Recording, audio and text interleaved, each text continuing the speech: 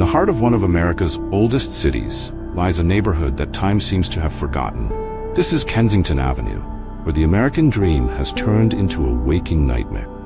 Welcome to the biggest open-air drug supermarket in the United States, where substances like heroin, fentanyl, and crack cocaine are traded openly, fueling an ongoing crisis.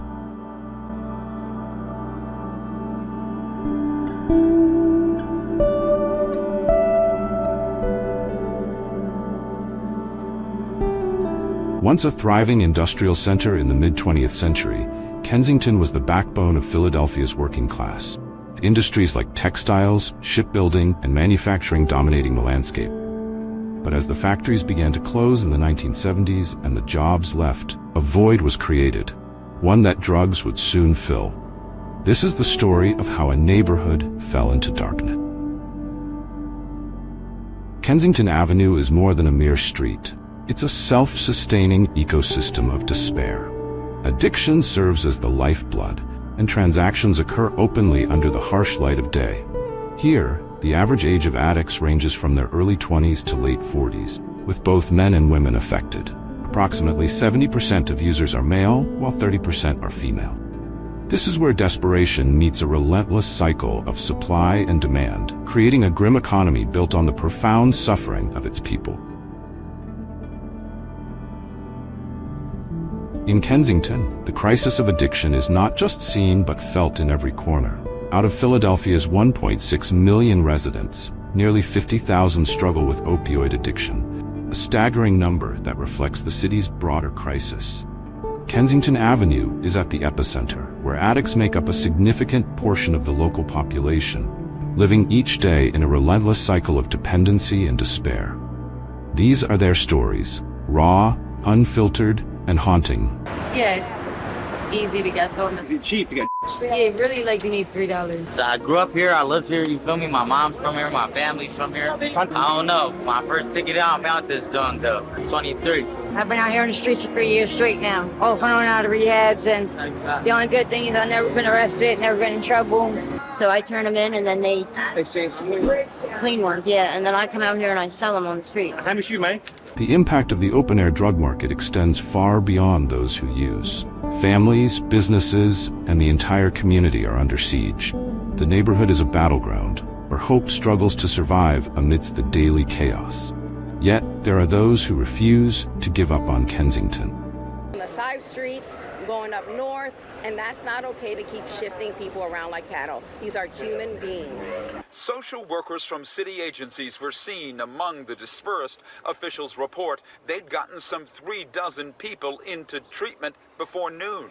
We also have addiction service treatments. We have open beds that the mayor has made available, right? So all those aspects are available to folks if they want it. Navigating the intersection of law enforcement and public health is a complex and often contentious challenge.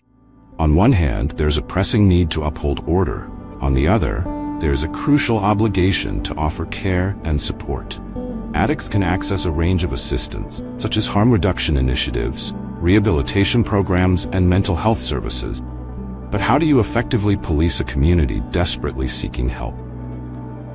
Where do we draw the line between strict enforcement and genuine compassion? This next phase is considered the enforcement phase. Police will target drug dealers, crack down on prostitution. They'll conduct warrant sweeps and focus on quality of life crimes. It's been a little over a month since the city cleared out encampments along Kensington Avenue. That day, city officials applauded more than 50 people they say were successfully entered into a spectrum. Despite the overwhelming darkness, there are glimmers of hope. From grassroots organizations to individual acts of kindness, the fight for recovery is relentless. Meet the people on the front lines, those who are working tirelessly to turn the tide and offer a way out. Affected by addiction and also offers sober housing opportunities. Are they communicating interdepartmentally? Are they going to have real resources? Do these police officers have specialized training in dealing with individuals that are unhoused, and are they going to be compassionate? Kensington Avenue is just one front in a nationwide crisis. The opioid epidemic is a public health emergency that touches every corner of America. What's happening here is not an isolated incident. It's a symptom of a much larger problem. How did we get here, and what can be done to stop it?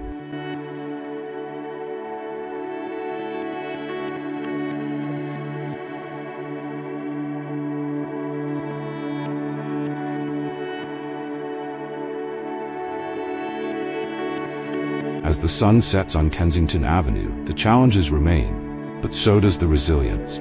This is a story that's far from over, a story of struggle, survival, and the enduring human spirit. The future of Kensington and neighborhoods like it across America hangs in the balance. The question is, what will we do next?